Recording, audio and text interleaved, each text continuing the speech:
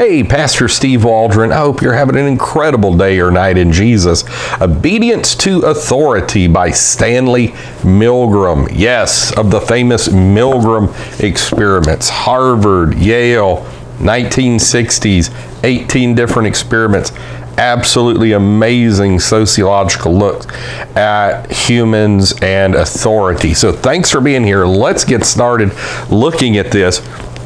And I did want to say, I was looking on a deal, it's been a few weeks, maybe a few months now, on a blog, and it recommended this book, and it recommended another one. I just didn't have the money. I can't have the money to get everything I need. And or I feel like I need anyhow. And this other book had like 20 different of the major experiments. I don't even remember the name. God willing, if I ever get the money, I'll try to find it on Amazon or something. Thrift books, eBay, someplace where it's cheap, where I can buy a dirt cheap used copy if they're out there. I've done videos on how to shop for books. So Obedience to Authority, an experimental view by Stanley Milgram, Harper and Row. And this is, most of you out there have heard about these experiments where, okay, there's somebody strapped to a chair and they're in on the experiment. And so then you've got, 1, 2, 3 people, and they're saying, we're going to see, okay, shock this person, press this button, shock.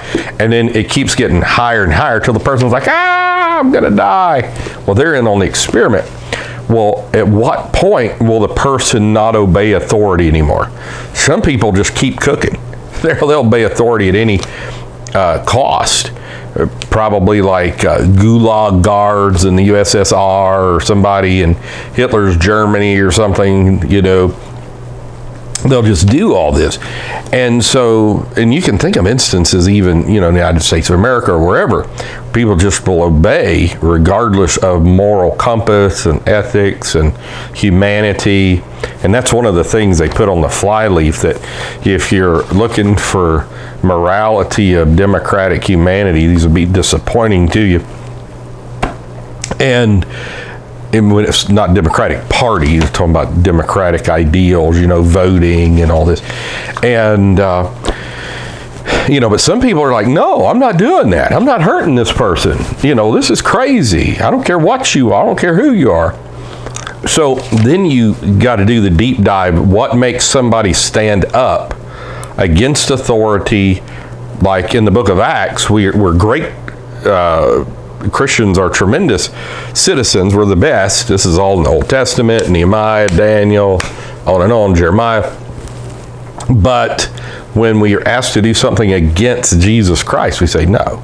And there's Acts 4 and so many other places about this. Romans 13 talks about obedience to authority. 1 Peter 4 talks about that. And so all the nuance, I've done videos over the years on the nuances there and all that. And so what backgrounds? Why? Is it the person saying? Is some combination? Is it their upbringing? Is it how the person looks? It's getting the shock treatment. It's how they're asked to do the shocks. So there's so many variables involved here. So this is the listing of these experiments. So I'm going to read to you the table of contents, then I'm going to read to you the 18 experiments. So let's just take a look here. So this is the table of contents, 15 chapters. The dilemma of obedience, method of inquiry, expected behavior, closeness to the victim, individuals confront authority, further various variations and controls, individuals confront authority too, role permutations, group effects, why obedience, an analysis. Now I want to say the group effects, that's absolutely amazing. One of my favorite experiments is the one where, like, people, okay, so there's one person not on the experiment in a doctor's office, and there's tons of other people that come in over the course of time.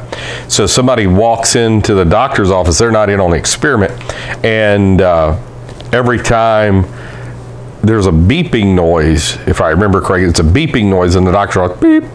And when they do, everybody stands up, maybe turns around, sits back down. So finally, they pressure the guy.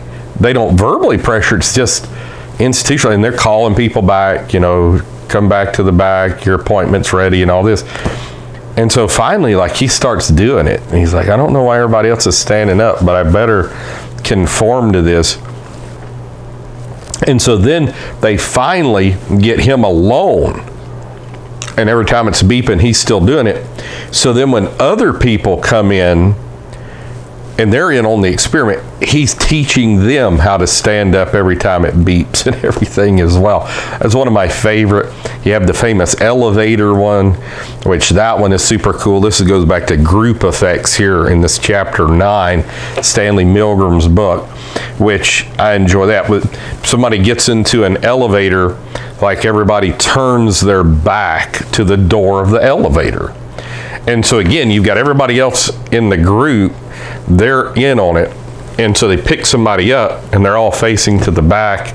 And then, okay, so he's got to go up 6, 8, 10, 15 floors, whatever. So every time somebody gets in or out, so eventually, he gradually turns his back, to the door because everybody else is doing it. And, they repeat this, and sometimes people say, well, why aren't people doing this? And some people just refuse to do it. But most people just conform.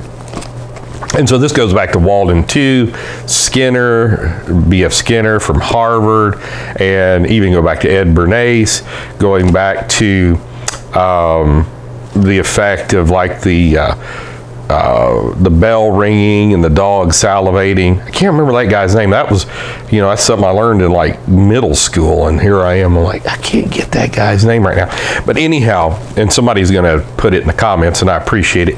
Why Obedience, chapter 10, the process. It's not Lavoisier.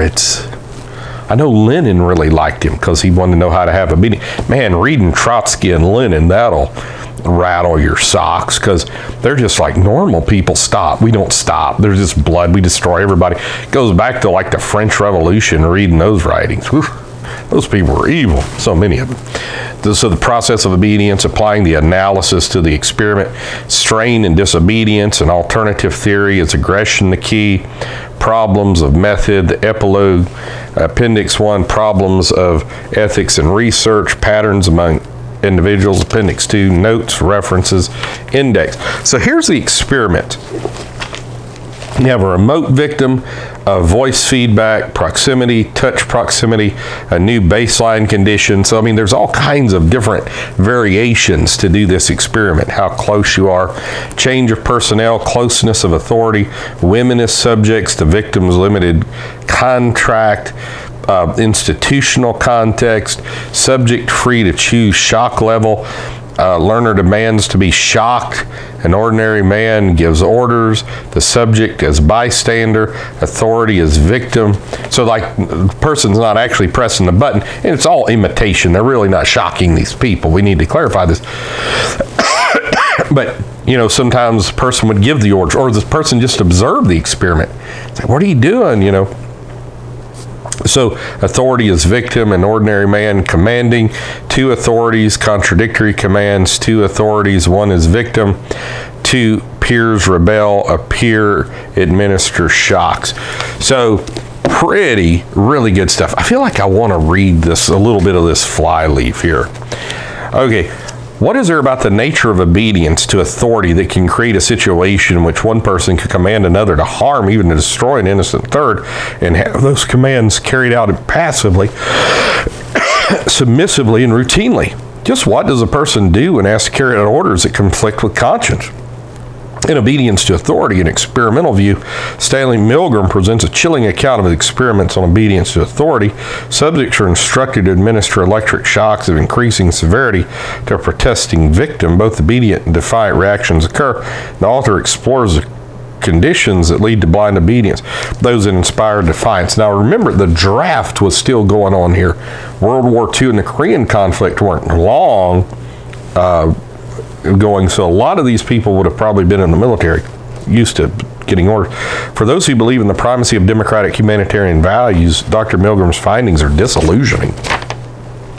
For those who believe that it's necessary not only to judge a man, but also understand him, his experiments cast a radiant, searching light on an uncharted corner of human nature. So pretty cool. I mean, it's been said Americans are the most manipulated people on earth, social conditioning and all this. Oh, the electronic whatevers, TV. So anyhow, obedience to authority, Milgram, cool stuff. God bless you. We as pastors, we want to teach, preach, love, and let the holiest want people make their own decisions to serve Jesus. So God bless. We'll see you later. Bye-bye.